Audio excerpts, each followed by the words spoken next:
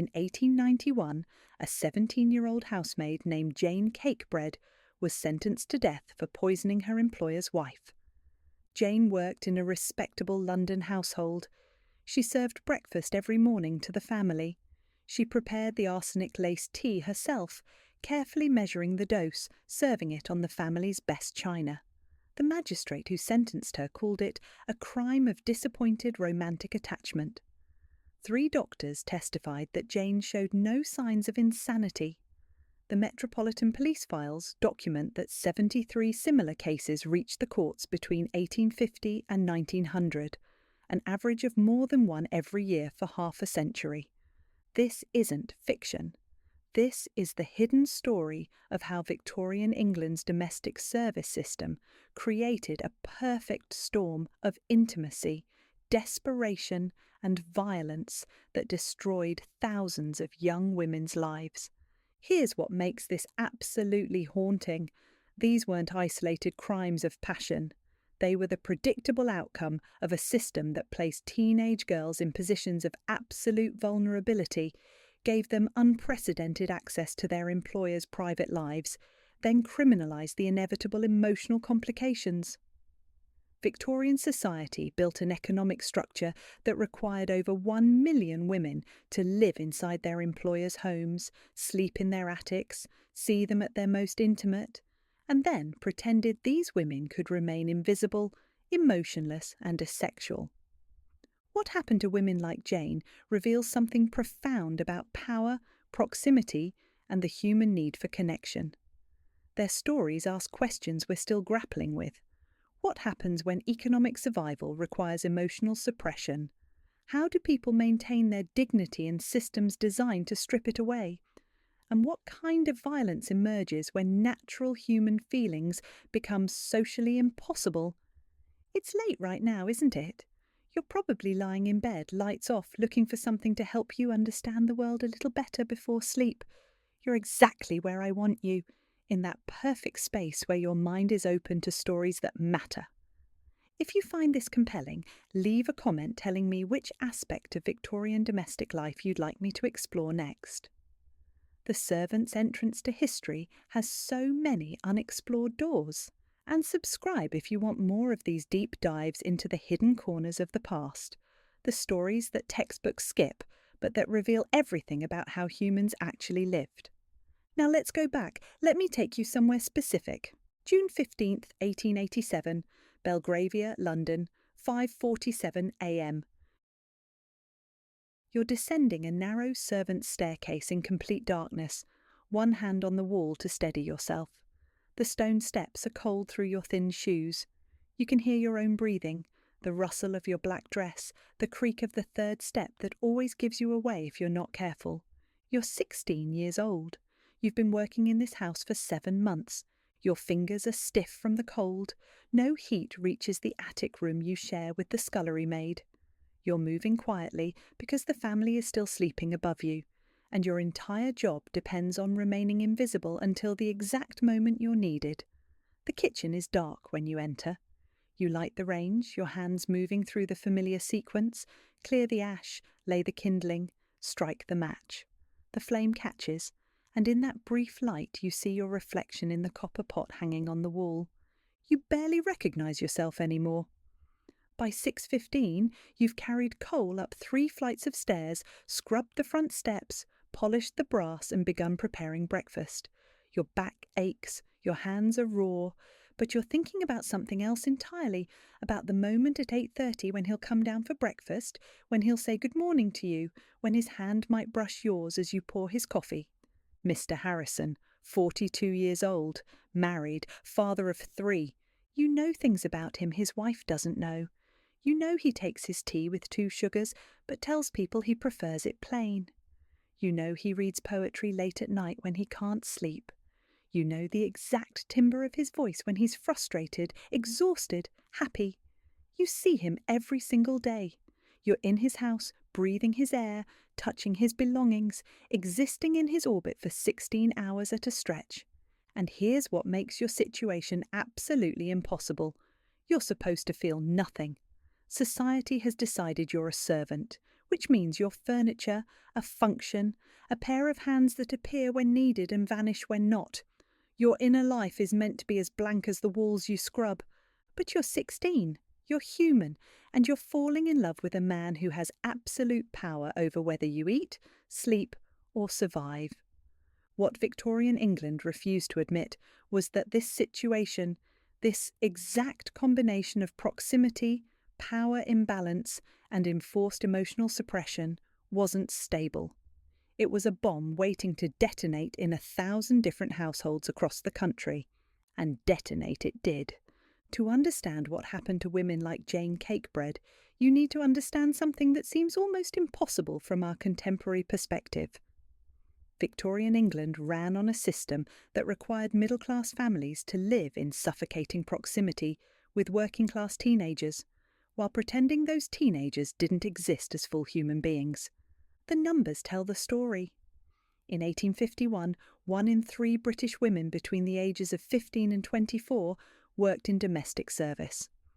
By 1891, when Jane poisoned her employer's wife, there were 1.4 million domestic servants in England and Wales. To put that in perspective, domestic service was the single largest employment category in Victorian Britain, larger than factory work, larger than agriculture for women, larger than any other profession. But here's what makes this system psychologically unique. Unlike factory workers who went home at night, domestic servants lived inside their employers' homes. According to research by historian Lucy Delap, housed at Cambridge University's Historical Archives, the average maid of all work worked 16 to 18 hours a day, 6.5 days a week. She slept in an attic or basement room within the house. She had perhaps 4 hours off on Sunday afternoons and 1 full day off per month. Think about what that means in practice. These young women, and they were young, with the average age of entry into service being 14, spent more waking hours with their employers than their employers spent with their own spouses. They saw their employers in nightclothes. They emptied their chamber pots. They handled their intimate garments. They overheard their arguments. They witnessed their vulnerabilities. Let me show you exactly what was at stake for these women. Jane Cakebread earned £12 per year, £1 per month. That's about £1,500 in today's money, or roughly $1,900. But that's misleading, because she didn't receive actual money. She received room, board, a uniform, and occasional small tips. According to the household account books preserved at the London Metropolitan Archives, examined by historian Pamela Horn, servants in houses like the one Jane worked in might go months without handling actual currency. This created a specific kind of trap. If Jane was dismissed without a character, a reference letter, she became effectively unemployable in respectable service. And without a reference, what were her options? The 1891 census data reveals the alternatives: factory work that paid even less and destroyed your health faster, street selling that barely kept you fed, prostitution that was sometimes the only path available to women with no references and no family support. So when a servant developed feelings for her employer, when the inevitable human response to proximity and intimacy occurred, she faced an impossible calculation. Expressing those feelings meant dismissal, destitution, possibly starvation. Suppressing them meant psychological torture, living every day in the presence of someone you loved who considered you invisible. Victorian society had created an elaborate fiction to manage this contradiction, and that fiction was called separate spheres.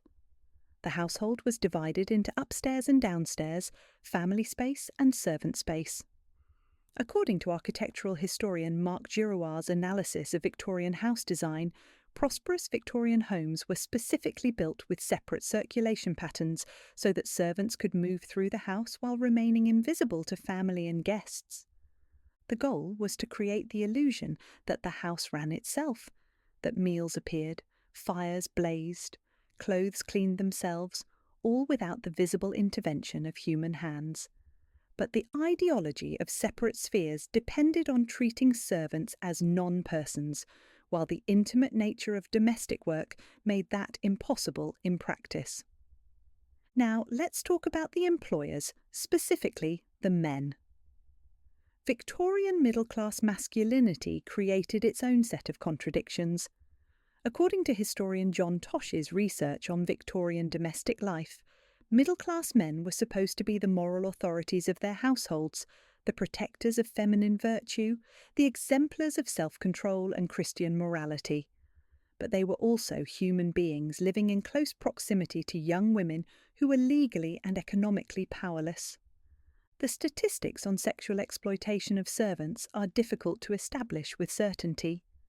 Victorian society worked hard to suppress such information, but the fragments we have are revealing. Dr. Michael Mason's study of Victorian sexuality found that domestic servants constituted a disproportionately large percentage of single mothers admitted to workhouses and charitable homes for fallen women. The 1851 records of the London Female Penitentiary show that 63% of the women admitted listed their previous occupation as domestic service. Some of these were cases of rape, some were cases of coercion, but some were cases where genuine feelings developed on both sides within a relationship that society insisted could not and should not exist. Victorian marriage for the middle class was primarily an economic and social arrangement. Emotional intimacy within marriage was considered desirable, but not essential. Passionate romantic love was actually viewed with some suspicion. It was French, it was irrational, it was dangerous. So you have men living with wives they respect but might not particularly understand, and servants who know them better than anyone else in the world. The system didn't just make servant-employer attraction possible, it made it structurally inevitable. And there's another crucial figure in this triangle: the wife. Victorian middle-class women existed in their own strange prison. According to the household management guides analysed by historian Catherine Hughes, wives were expected to maintain absolute authority over servants while also maintaining perfect ignorance of anything unseemly.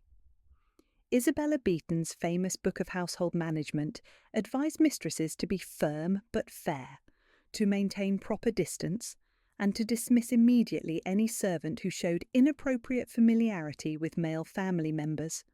But what could a wife actually do if she suspected her husband was developing feelings for a servant? Confronting him directly would be unseemly. Dismissing the servant without cause would create scandal.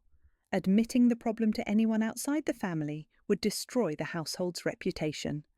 So women often found themselves in the bizarre position of knowing something was happening, being unable to address it directly, and instead expressing their anxiety through increasingly harsh treatment of the servant in question. The household became a pressure cooker of unspoken tensions, competing needs, and feelings that had no legitimate outlet. By the 1880s, this system had been operating at scale for generations. It was considered natural, inevitable, the way things had always been. But the sheer scale of the system meant that the inevitable disasters were no longer isolated incidents, but a detectable pattern. Jane Cakebread wasn't an anomaly, she was a symptom. Let me show you when this pattern became impossible to ignore. December 1886. The Times of London published a small article on page 7. A servant named Mary Wheeler had been arrested for attempting to poison her employer's wife with arsenic mixed into breakfast porridge. The article was brief, but it included one detail that caught the attention of a young journalist named George Sims. Mary Wheeler was the third servant arrested for poisoning an employer's wife in the London Metropolitan area in that year alone. George Sims wrote for The Referee, a weekly newspaper that focused on social conditions. According to his collected columns, preserved at the British Library, Sims began investigating. What he discovered was a pattern that Metropolitan Police had been documenting, but that had never been analysed systematically. Between 1850 and 1886, at least 47 domestic servants in England and Wales had been convicted of attempting to murder or actually murdering their employer's wife. In nearly every case, the prosecution argued that the motive was romantic attachment to the employer. In 41 of those 47 cases, the weapon was poison, usually arsenic. But those were only the cases that reached conviction. Sims obtained access to police records showing that hundreds more servants had been investigated for suspicious deaths or illnesses in their employer households, but the cases were dropped due to insufficient evidence or because families preferred to dismiss the servant quietly rather than endure the scandal of a public trial. Let me take you inside one specific case to show you how this happened in practice. March 1887, a household in Kensington, London. Sarah Bartlett was 19 years old. She'd worked for the Chapman family for 2 years, long enough to become indispensable to understand the household rhythms, to develop what she believed was a special understanding with Mr. Chapman. According to the trial testimony preserved in the Old Bailey records, Sarah's duties included preparing breakfast, serving meals, and maintaining the household's cleaning standards. She had access to the larder, the tea canister, the sugar bowl. She handled every piece of food before it reached the family's table. The Chapmans kept arsenic in the servants' pantry for dealing with rats. This was completely normal. Victorian homes were infested with vermin, and arsenic-laced papers and powders were standard household items. Sarah had been watching Mrs. Chapman for months. According to letters she wrote to her sister, read aloud during her trial, she believed that Mrs. Chapman stood between her and Mr. Chapman's affection. On March 14th, Sarah added a 1/4 teaspoon of white arsenic powder to Mrs. Chapman's morning tea. Arsenic is nearly tasteless and dissolves easily in hot liquid. Mrs. Chapman drank it. Within hours, she experienced violent stomach cramps and vomiting. Sarah served Mrs. Chapman's tea for the next 6 days, each day a small dose of arsenic. Mrs. Chapman's symptoms worsened. The family doctor was called. He prescribed rest and bland foods. On the 7th day, Mrs. Chapman died. Initially, Mrs. Chapman's death was attributed to gastric fever, a catch-all Victorian diagnosis. She was buried with proper ceremony. Mr. Chapman mourned. The household continued. But Mrs. Chapman's mother wasn't satisfied. She insisted on an autopsy. The autopsy revealed massive arsenic accumulation in the tissue. The amount present made it clear this was sustained, deliberate poisoning. The police questioned the servants. Within days, they'd focused on Sarah. Sarah's room was searched, and investigators found a diary. In it, Sarah had written extensively about her feelings for Mr. Chapman. She described their special understanding. Most damningly, she'd written that Mrs. C does not deserve him, and perhaps she will grow too ill to stand in our way. Sarah confessed within hours of confrontation. She told investigators that she'd believed Mr. Chapman loved her too, that once his wife was gone, they could be together, that she'd seen the way he looked at her when he thought no one was watching. The investigating detective noted in his report, "The prisoner appears to have constructed an elaborate fantasy of reciprocated affection based on ordinary courtesy and the routine interactions of household service." Sarah Bartlett's trial took place in June 1887. According to the Old Bailey trial transcript, the prosecution painted her as a scheming murderess who had calculated her crime with cold precision. But the defence attempted something unusual for the era. They argued that Sarah was a victim of the domestic service system itself. Her barrister argued that the intimate nature of domestic service created impossible psychological conditions for young, uneducated women. He pointed out that Sarah had left school at age 12, entered service at 14, and had lived under the Chapman's roof for 2 years with almost no outside contact. He argued that the isolation, the proximity to male employers, and the lack of any emotional outlet created a kind of psychological pressure that made such delusions inevitable. The prosecution's response revealed everything about Victorian attitudes. They argued that servants were entrusted with access to their employers' private lives precisely because they were assumed to be morally and emotionally incapable of inappropriate feelings. If servants could not maintain proper emotional distance, the entire domestic system would collapse. Think about that argument. The prosecution's case rested on the assumption that servants were supposed to be emotionally dead, that their humanity itself was a form of betrayal. The jury deliberated for 45 minutes. Sarah was convicted of murder and sentenced to death. But here's where the story takes a turn. Sarah Bartlett became a cause célèbre. According to historian Louise Jackson's research, housed at the National Archives, the Home Secretary received over 2,400 letters in the 2 weeks following Sarah's sentencing. Many were from middle-class women who employed servants and who admitted, often anonymously, that they recognised the psychological dynamics at play in their own households. The Home Secretary commuted Sarah's sentence to life imprisonment. She was sent to Millbank Prison, where she would spend the next 23 years before being released, broken and anonymous, in 1910. But Sarah's case had opened something up, a public conversation about what was really happening inside Victorian homes. In the 18 months following Sarah Bartlett's trial, police and journalists documented 23 similar cases across England and Wales.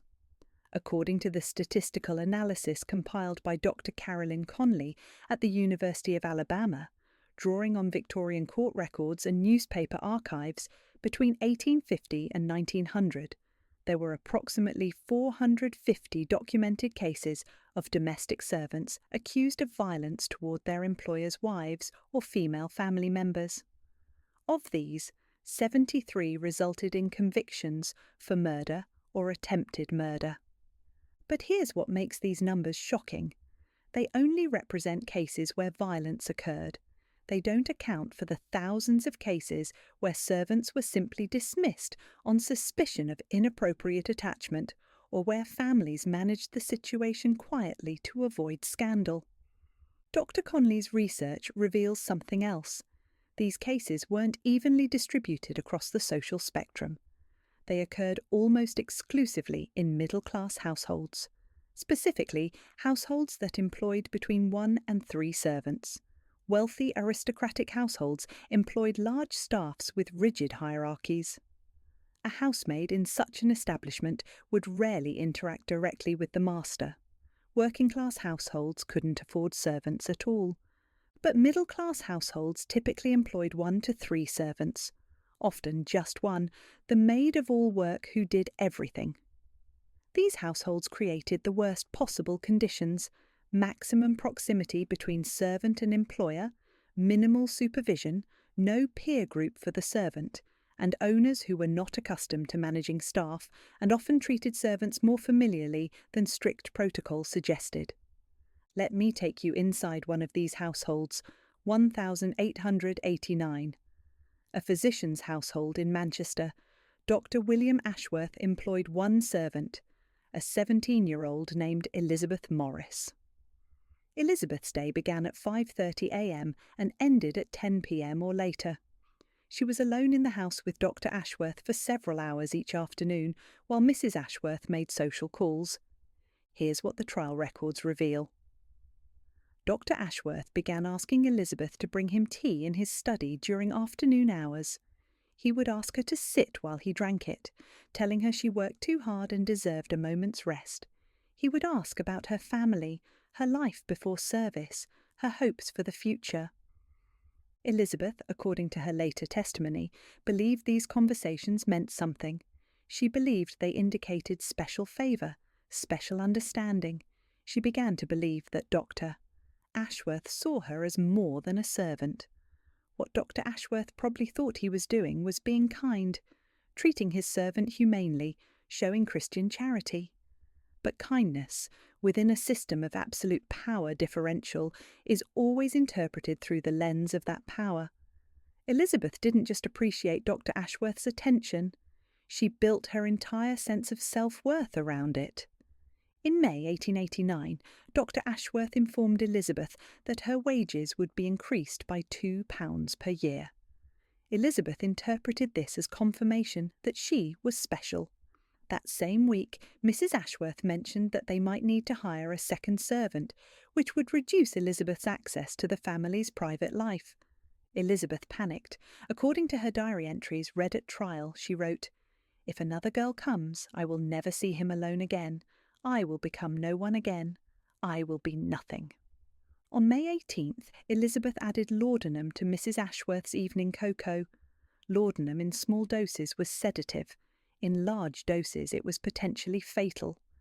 Mrs. Ashworth became violently ill but survived.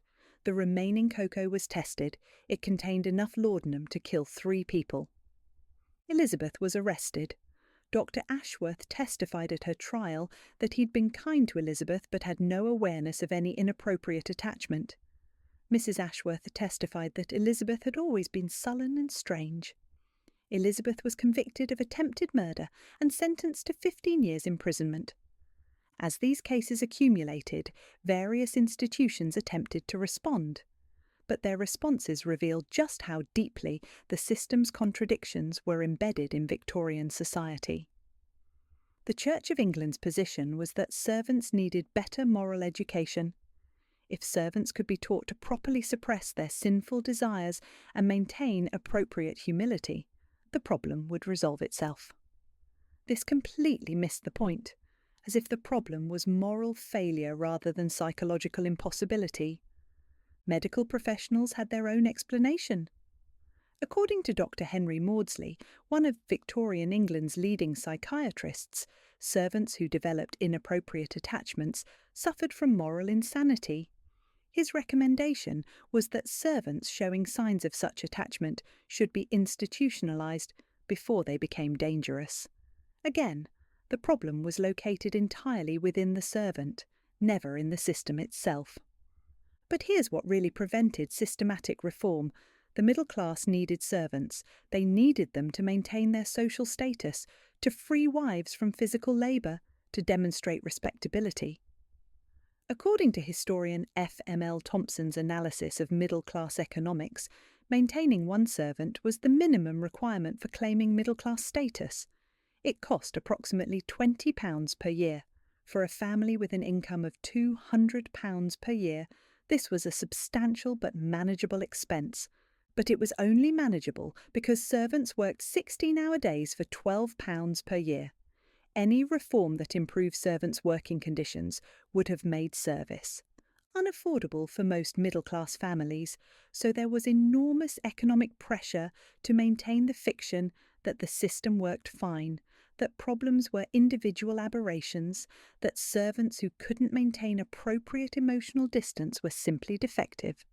Now let me tell you what came out during Jane Cakebread's appeal, information that had been deliberately excluded from her initial trial because it was too scandalous for a public courtroom. Jane was 17 when she poisoned her employer's wife, but according to documents uncovered by her appellate barrister, Jane had been pregnant 3 months earlier. The pregnancy had been terminated through the consumption of abortifacient drugs purchased discreetly from a chemist. According to Jane's testimony, given in closed chambers during the appeal, her employer, the man whose wife she later poisoned, had paid for the drugs. He had also been the father. The appellate court rejected this testimony as hearsay and immaterial to the murder charge. Jane's sentence was upheld, but the information leaked to newspapers, and suddenly the entire narrative shifted.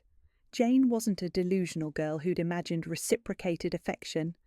She was a teenager who'd been sexually exploited by a man with absolute power over her survival, who'd been coerced into terminating a pregnancy, and who'd then watched that same man continue his comfortable life with his wife. The poisoning wasn't a crime of irrational passion. It was an act of desperate retaliation by someone with no other avenue for justice. Here's what Victorian society desperately wanted to hide. Sexual exploitation of domestic servants wasn't an aberration. It was endemic.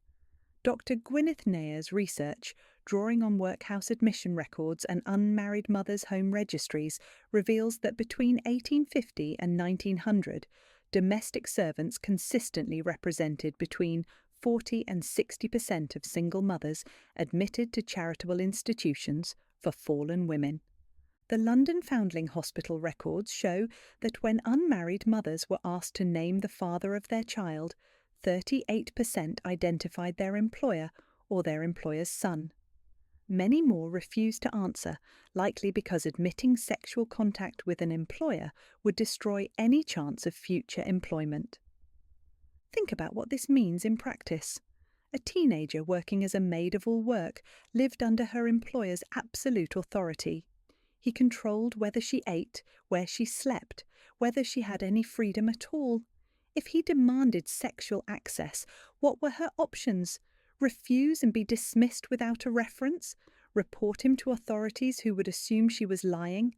Tell his wife, who would likely blame her rather than confront her husband? She had no options. That's what made it a system of exploitation rather than a series of individual crimes. Victorian England had developed an entire support infrastructure for managing the consequences of this exploitation. According to historian Judith Walkowitz's research, by the 1880s, London had dozens of establishments that advertised themselves as nurses or medical specialists for ladies' complaints. These were abortion providers operating in legal grey areas. The prices reveal the class dynamics. A treatment might cost anywhere from 5 shillings to £5. Most servants couldn't afford the procedure themselves. Someone else paid. Employers who wanted to avoid scandal. The drugs used were often the same ones available in any chemist: pennyroyal, ergot of rye, savin oil. When consumed in doses high enough to induce miscarriage, they were also high enough to cause serious medical complications, hemorrhaging, infection, sometimes death. The law itself was structured to make prosecution nearly impossible. Under Victorian law, a woman's testimony about sexual assault was considered inherently unreliable unless corroborated by physical evidence or independent witnesses. But sexual assaults of domestic servants typically occurred in private, within the employer's home, with no witnesses. Victorian physicians played a particularly insidious role in this system. According to historian Ornella Moscucci's research, doctors who treated middle-class families often found themselves managing the consequences of employers' sexual exploitation of servants. Most chose loyalty to their paying clients, the employers, over protection of the servant. Let me take you inside Millbank Prison to show you what happened to women like Sarah Bartlett after their trials ended. Millbank was Victorian England's primary facility for female convicts serving long sentences. According to prison records preserved at the National Archives, the facility held between 300 and 400 women at any given time during the 1890s. Approximately 15 to 20% of them were domestic servants convicted of crimes against their employers. Each prisoner spent 23 hours per day in a cell measuring 7 feet by 4 feet. 1 hour per day, prisoners were allowed into a walled exercise yard where they walked in silence, forbidden to speak to other inmates. The stated purpose was moral reformation through contemplation. The actual effect was psychological deterioration. Prison labour consisted primarily of oakum picking, pulling apart old rope fibres until your fingers bled. Women who failed to meet their quota were punished with reduced rations or solitary confinement. Dr. Thompson's medical records document the physical effects: chronic infection of the fingertips and nail beds, permanent scarring, loss of fingernails, reduced dexterity. Women who spent 5 or more years picking oakum often had permanently damaged hands. Some prisoners were allowed to write 1 letter per quarter. Let me read you excerpts from letters written by Sarah Bartlett. These letters are preserved in her prison file at the National Archives. October 1890, to her mother. Dear Mother, I hope this finds you well. I am permitted to write to you after good behaviour. The days here are very long. I think of home often. I remember the garden behind our cottage and the apple tree where I used to sit. Please do not forget me. Your daughter, Sarah. January 1892. Dear Mother, I received your letter from last year. I am grateful you continue to write, though I understand it is difficult. You asked if I am repentant. I am sorry for what I did. I, Am sorry for the pain I caused, but I cannot explain why I did it in a way that makes sense even to myself. Sarah. April 1895. Dear Mother, I have not heard from you in 2 years. I understand if you no longer wish to write. I am afraid of how much time has passed. I am afraid of the woman I am becoming in this place. I am afraid there will be nothing left of who I was when I am finally released. I hope you are well. I hope you think of me sometimes. Your daughter. That was Sarah's last letter. Her mother had died 6 months earlier, but no one informed Sarah. Sarah continued writing letters to her dead mother for another year before she stopped writing entirely. The servants who committed these crimes didn't just destroy their own lives, they devastated their families. When Rose Fletcher was convicted in Birmingham in 1890, the local newspaper published her name, her family's address, and details of the crime.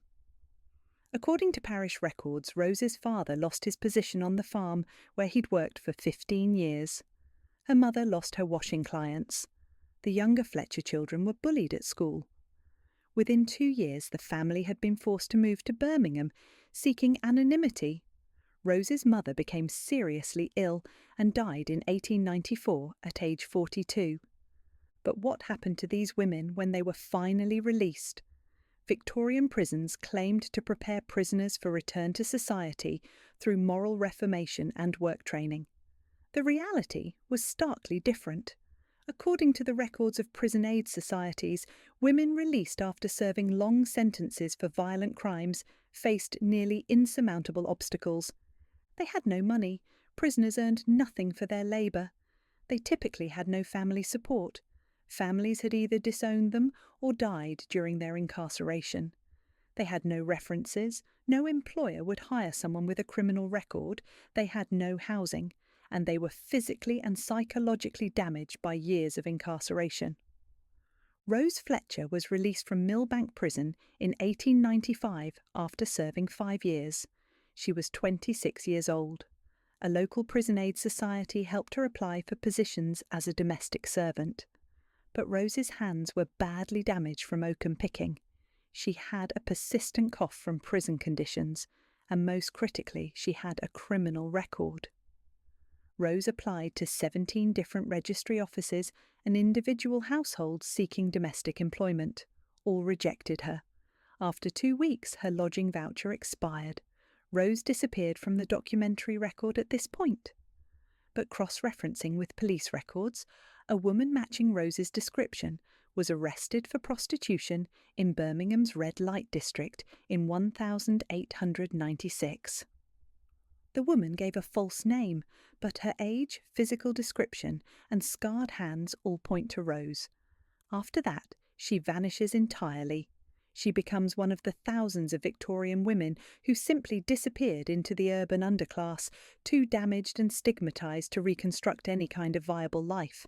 In 1895, a Liberal MP named Samuel Plimsoll stood up in Parliament and demanded an investigation into conditions in domestic service. According to the Hansard parliamentary record, Plimsoll's speech was prompted by the case of Annie Wright, the 16-year-old London servant who'd pushed her employer's wife down the stairs. Annie's trial had revealed that she'd been working 18-hour days, sleeping in an unheated attic, and had been slapped by her employer when she'd asked for a half-day off to visit her dying mother.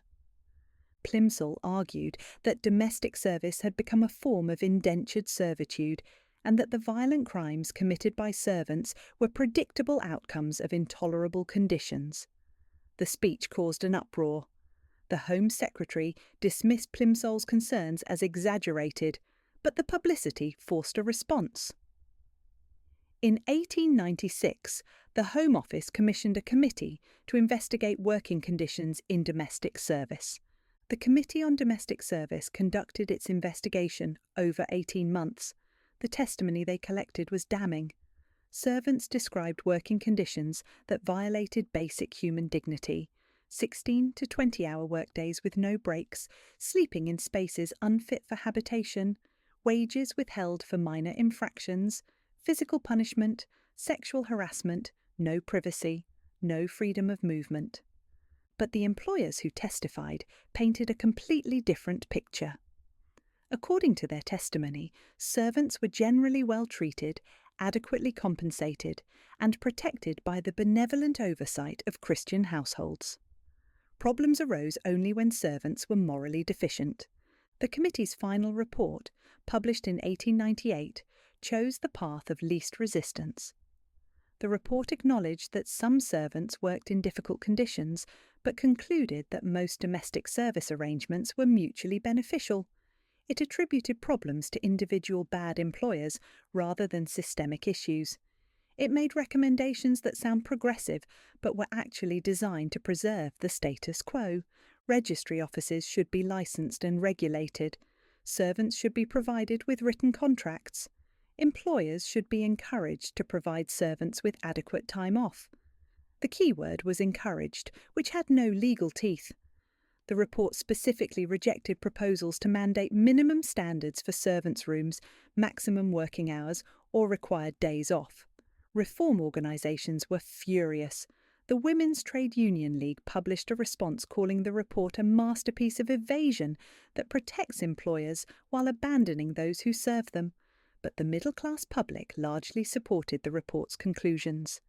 Any meaningful reform would have required middle-class families to either pay servants much more or accept far less domestic labour, neither of which they were willing to do. Parliament debated several bills proposing regulations on domestic service between 1898 and 1902. All failed.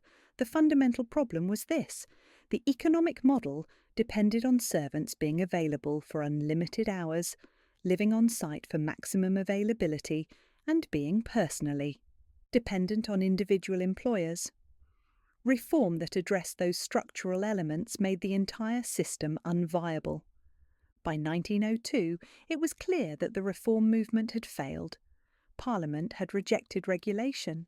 The Church had blessed the status quo. The middle class had organised to defend their interests. Everyone now knew, even if they wouldn't admit it publicly, that the system ran on exploitation. But middle-class families continued to employ servants. Servants continued to work impossible hours for inadequate pay. And occasionally, inevitably, some of them continued to respond with violence when the psychological pressure became unbearable. But then something external transformed the landscape. In 1903, Britain entered a prolonged economic recession. Industrial production declined, unemployment rose, and middle-class incomes stagnated or fell. For middle-class families operating on tight budgets, domestic servants were one of the largest discretionary expenses.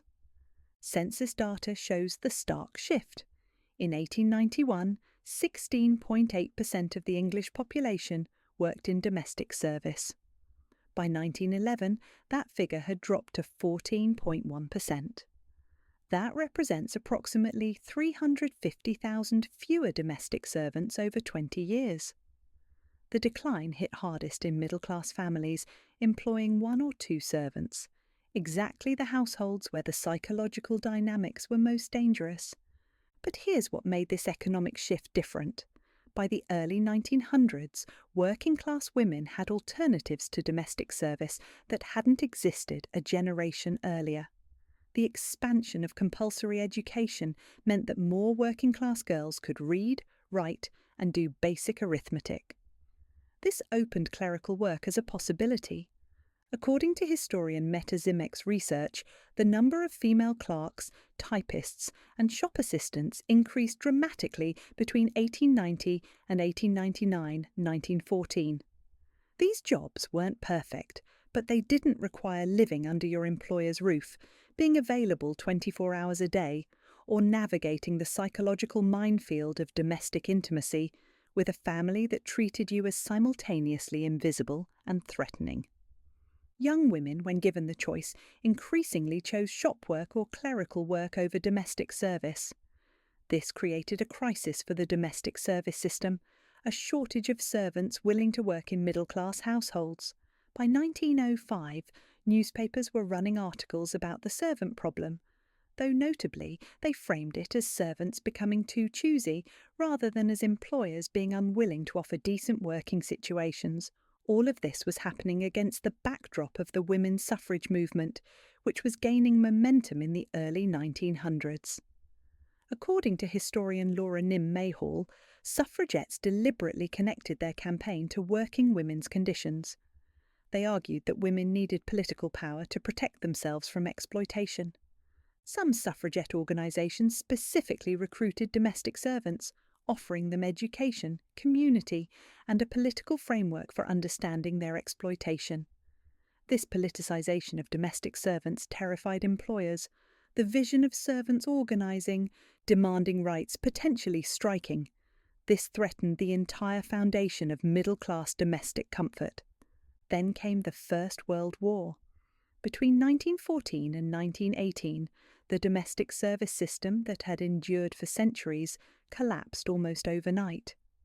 According to historian Pamela Horn's research on wartime labour, over 400,000 domestic servants left service between 1914 and 1916 to work in munitions factories, military hospitals, and government offices. These positions paid 2 to 3 times what domestic service offered and provided fixed hours, days off, and the ability to live independently.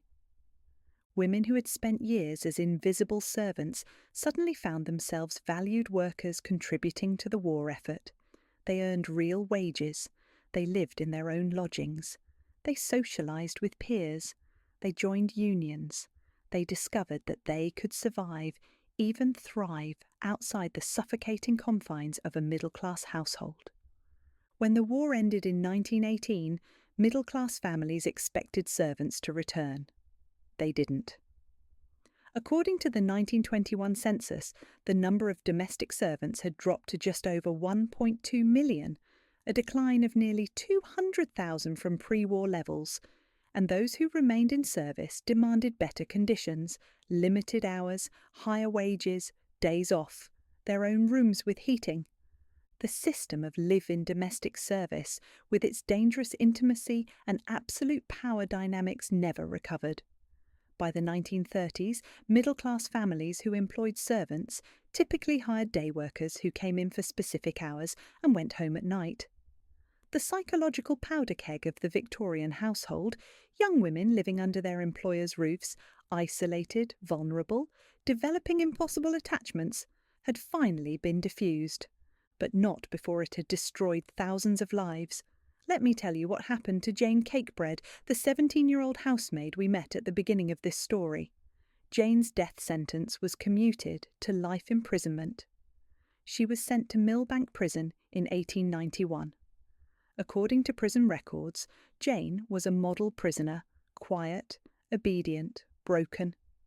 She picked oakum until her fingers were permanently scarred.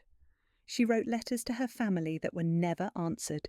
She spent 23 hours a day in a cell measuring 7 feet by 4 feet. In 1912, after serving 21 years, Jane was released. She was 38 years old. She had no family. Her parents had died while she was imprisoned, and her siblings had emigrated to avoid the shame. She had no skills beyond domestic service, but no family would hire a former murderess. She had permanent damage to her hands, chronic respiratory problems from prison conditions, and what prison medical records described as profound melancholia. A charitable organisation found Jane a position in a laundry doing the hardest, lowest-paid work. She lived in a boarding house for destitute women. According to the records of the St Marylebone Workhouse, Jane was admitted in January 1914, suffering from pneumonia and malnutrition. She died there 6 weeks later, on March 3, 1914. She was 40 years old. The workhouse record lists her occupation as laundress. It makes no mention of the crime that had defined her life. It makes no mention of the employer who had sexually exploited her, or the pregnancy she'd been forced to terminate, or the wife she'd poisoned in an act of desperate retaliation. It certainly makes no mention of the system that had made her tragedy inevitable. Jane Cakebread was buried in an unmarked pauper's grave in East London. No one attended her funeral. No one mourned her. She disappeared into history as thoroughly as she'd been expected to disappear into the background of Victorian domestic life. But her story, and the stories of the 72 other women convicted of similar crimes, and the hundreds more who were investigated, and the thousands more who suffered in silence, these stories reveal something crucial about the Victorian era that the period's shining facade of respectability worked desperately to hide. Victorian England built its prosperity, its comfort, its entire middle-class way of life on a system that required the systematic exploitation and dehumanisation of working-class women. The system placed teenage girls in positions of absolute vulnerability, gave them unprecedented access to their employers' most intimate moments, demanded that they suppress every natural human emotion, and then acted shocked when the inevitable psychological consequences emerged. The violence committed by servants like Jane Cakebread wasn't irrational. It wasn't evidence of moral insanity or criminal degeneracy. It was the predictable outcome of a system designed to be psychologically impossible. When you trap human beings in situations where their survival depends on emotional suppression, where their only source of human connection is someone who holds absolute power over them, where natural feelings become criminal, you create the conditions for desperate acts. Victorian society could have acknowledged this. They could have recognised that the domestic service system was fundamentally exploitative and reformed it. They could have established basic protections for servants, limited hours, minimum wages, the right to live outside their employers' homes, legal recourse against sexual exploitation. They could have admitted that treating human beings as invisible, emotionless furniture was both morally wrong and psychologically destructive. They chose not to. They chose instead to blame individual servants for their moral failings, to institutionalise or execute women whose only crime was responding humanly to inhuman conditions, and to maintain the comfortable fiction that their households ran on mutual respect and Christian charity rather than on economic coercion and exploitation. It took a world war and the wholesale transformation of the British economy to finally break the system. And even then, the change came not through moral awakening or social reform, but through simple economics. Women found better options and refused to return to service. What can we learn from this? That systems of exploitation always generate violence, even if that violence is suppressed, hidden, or blamed on individual moral failure. That intimacy, combined with absolute power differentials, creates psychological impossibilities that no amount of moral instruction can resolve. That economic desperation makes genuine consent impossible. That societies will tolerate enormous amounts of suffering and injustice as long as that suffering supports their comfort, and that injustice remains hidden behind closed doors. The Victorian domestic service system is gone. But the patterns it reveals about power, about exploitation, about what happens when economic survival requires emotional suppression, about how we rationalise systems that benefit us while destroying others, these patterns remain with us. We still build economic structures that depend on invisible labour. We still place vulnerable people in positions of absolute dependence on those who hold power over them. We still blame individuals for systemic failures. We still look away from suffering that supports our comfort. The servant women who poisoned their employers' wives weren't monsters. They were teenagers trapped in impossible situations, responding to unbearable psychological pressure with the only form of power available to them, the power to destroy. They were victims who became perpetrators because the system gave them no other options. They were human beings whose humanity was denied until it erupted in violence.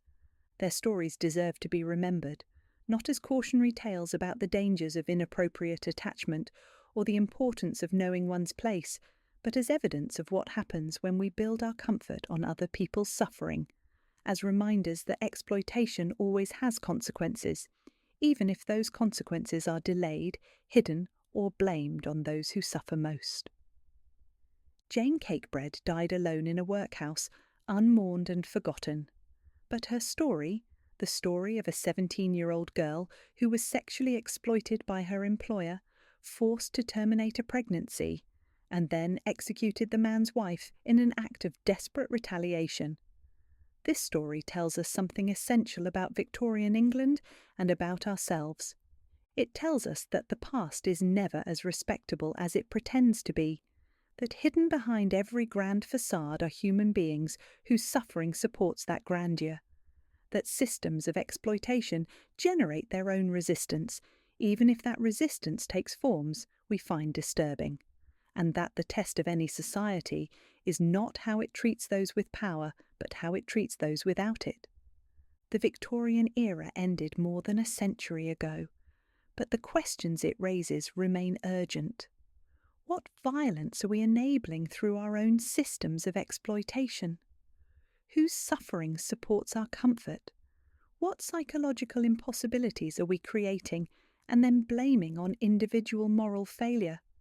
How many modern Jane Cakebreads are trapped in systems designed to deny their humanity?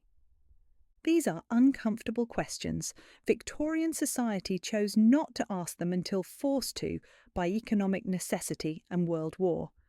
We have the opportunity to do better. We have the opportunity to look honestly at the systems we've built, to acknowledge the exploitation they require, and to choose reform over comfortable denial. The women who fell in love with their employers and poisoned their employers' wives weren't asking for much. They were asking to be seen as human beings, to have their feelings acknowledged as real, to be treated with basic dignity and respect, to have some avenue for justice when they were exploited and abused. Victorian England decided that was too much to ask, that maintaining the domestic service system was more important than the lives and well-being of the working-class women who made it function, that the comfort of the middle class justified any amount of suffering among servants as long as that suffering remained invisible. History has judged that choice harshly. The question is, how will history judge ours? Thank you for spending this time with me tonight, diving into this dark corner of the past. If this story moved you, if it made you think differently about Victorian England or about power and exploitation more generally, leave a comment sharing your thoughts, and subscribe for more deep dives into the hidden stories of history, the ones that reveal uncomfortable truths about how humans actually lived and what we're still grappling with today. Sleep well, and remember, the past is never as distant as we like to believe. You're right, let me finish this properly. The servant women who fell in love with their employers weren't delusional. They weren't morally insane. They were responding rationally to the circumstances Victorian society had created. When you spend 16 hours a day in someone's presence, when you know their habits better than anyone, when a kind word from them is the only human warmth in your entire isolated existence, of course you develop feelings. That's not madness, that's humanity. And when that same person has absolute power over whether you eat or starve, when he exploits that power sexually, when he forces you to terminate a pregnancy and then continues his comfortable life as if you don't exist, what options does that leave you? Victorian law wouldn't protect you. The church wouldn't help you. Your employer's wife would blame you. Your own family would disown you if they knew. You couldn't leave without a reference, and you couldn't get a reference if you complained. So some women, a tiny fraction of the 1.4 million domestic servants in Victorian England, made a terrible calculation. They decided that if they couldn't have justice, if they couldn't have recognition, if they couldn't even have the dignity of being seen as human beings, then they would have revenge. They used the one form of power available to them, access. Access to their employer's food, to their medicine, to their moments of vulnerability. They used arsenic that was kept in every household for killing rats. They used laudanum that was kept in every medicine cabinet for pain, relief. They used the same careful, invisible hands that served breakfast and emptied chamber pots to serve poison instead. And then they were caught, tried, and blamed for their own exploitation. The courts never asked why domestic service created these situations. They never questioned a system that placed teenage girls in positions of absolute vulnerability. They never held employers accountable for sexual exploitation or psychological manipulation. They simply executed or imprisoned the servants and moved on. The victims in these cases weren't just the poisoned wives, though they were certainly victims, women who died for the sins of their husbands' exploitation. The victims were also the servant women themselves, victims who became perpetrators not because they were evil, but because they were trapped in a system specifically designed to deny them humanity, agency, and justice. Sarah Bartlett spent 23 years in prison and died broken and alone. Rose Fletcher likely died in prostitution in her 20s. Elizabeth Morris served 15 years and disappeared from history. Catherine Murphy spent 17 years in a mental asylum, kept permanently drugged. Emma Thompson hanged herself at 18, pregnant and alone, after her employer's wife intercepted the only letter that might have saved her. And Jane Cakebread, 17 years old when she poisoned her employer's wife, 38 when she was released from prison, 40 when she died in a workhouse. Jane represents thousands of young women whose lives were destroyed by a system that Victorian England refused to acknowledge was broken. The tragedy isn't just that these crimes happened. The tragedy is that they were preventable. If servants had been paid living wages and allowed to live independently, the dangerous intimacy would never have developed. If sexual exploitation of servants had been prosecuted rather than enabled, women like Jane wouldn't have been driven to desperate acts. If servants had been given basic legal protections and avenues for justice, violence wouldn't have been their only option. But Victorian England chose its own comfort over justice. It chose the convenience of cheap, available domestic labour over the well-being of the working-class women who provided it. It chose to maintain a system it knew was exploitative rather than confront the reality of what that exploitation required. And so the violence continued. Year after year, case after case, young women poisoning their employers' wives, being convicted, being imprisoned or executed, while the system that created them remained unchanged. 73 convictions for murder or attempted murder between 1850 and 1900. Hundreds more cases investigated but never prosecuted. Thousands more situations where violence was contemplated but never enacted, where servants suffered in silence until they could escape or until the suffering killed them. This is the hidden cost of Victorian respectability. This is what it took to maintain those elegant drawing rooms and that idealised domestic life. This is the violence that simmered beneath the surface of those grand townhouses and comfortable middle-class homes. The domestic service system finally collapsed, not because Victorian England developed a conscience, but because economic forces and World War made it unsustainable. The women who had been expected to remain invisible servants for life discovered during World War I that they could earn decent wages, live independently, and be valued for their labour. And when given that choice, they never went back. By the 1920s, the era of live-in domestic service was ending. The psychological powder keg of the Victorian household, with its dangerous intimacy, its absolute power imbalances, its enforced emotional suppression, was finally being diffused. Not through reform or awakening, but through economic transformation. But the human cost had already been paid. Thousands of young women's lives destroyed, thousands of families shattered, hundreds of women imprisoned or executed for crimes that were the predictable outcome of an exploitative system, and countless more who suffered in silence, who suppressed their feelings and survived, but who carried the psychological scars for the rest of their lives. Jane Cakebread's unmarked grave in East London stands as a monument to all of them. The women who fell in love with their employers, the women who were exploited and discarded, the women who fought back with the only weapon available to them, the women who were blamed for their own victimisation, the women whose stories Victorian England tried desperately to hide.